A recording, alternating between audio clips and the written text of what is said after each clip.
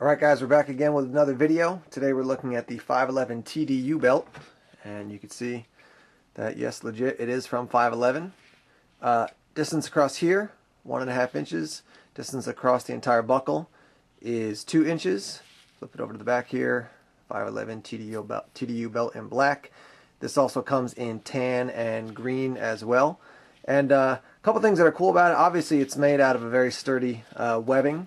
And the 1.5 inch fits through your average belt loop, which is nice. So you can wear it, with just normal pair of jeans or a pair of pants, and I'll show you what that looks like in a second.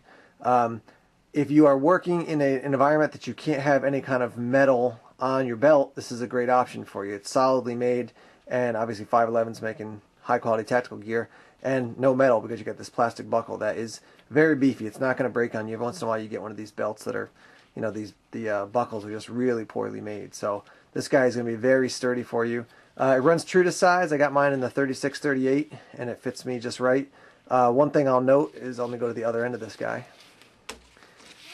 This portion of the webbing does take a little bit of work sometimes to get it through your through the buckle when it's on you, and then so I'll put it through here, and then sometimes it's a little bit hard to kind of pull on it once it's on your body, just because there's nothing to really grab onto as firmly, and because this buckle works so well.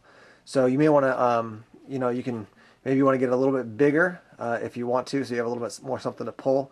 I have heard from some people that when they do, so they pull it through a good deal, and then they have it lined up, they find this part to kind of flop over like this.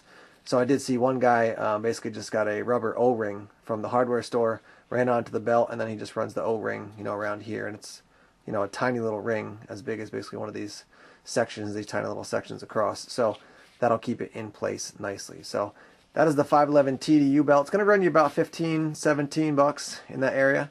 Let me put it on so you can actually see what it looks like running through a pair of pants. Here it is, just on a normal pair of jeans. You can see no problem coming through the belt loops. If you ever try to run a rigger's belt through like a normal pair of jeans, sometimes it's a little bit of work to get it through, but it's easy to put on. You can also see here that there's not a ton of extra webbing. I got probably 1.5 inches or so. So I'm about a 37. If you were a 38, this guy might be a little bit too small for you. If you're a 36, you probably have a little bit extra webbing here. Because it's not super long, I don't need that O-ring that I was talking about before to actually, run around the belt to make sure this isn't flopping all over the place. But easy to put on. It's obviously not as rugged as something like a rigger's belt or an operator's belt, depending on where you get them from. But generally a rigger's belt is going to be much more sturdy and thicker. So this guy works fine for its purposes. You need to run something through a BDU or some sort of tactical pants. This is going to be a good option. Just show you what it looks like on the side there. Side over here. And then there you have it. Okay, a couple final notes. I already shared that it does have that non-metallic buckle, so if you're in an environment that can't have metal, that's going to be a great option. In addition to walking through any kind of metal detectors, that's not going to set off the alarm, so that's cool. They do have it up into 4XL, and that's not just if you're a bigger dude or a bigger lady.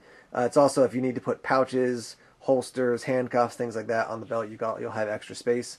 They also say that the nylon is really sturdy, so it's not going to lose its color through washing, through heavy use, through exposure to the sun.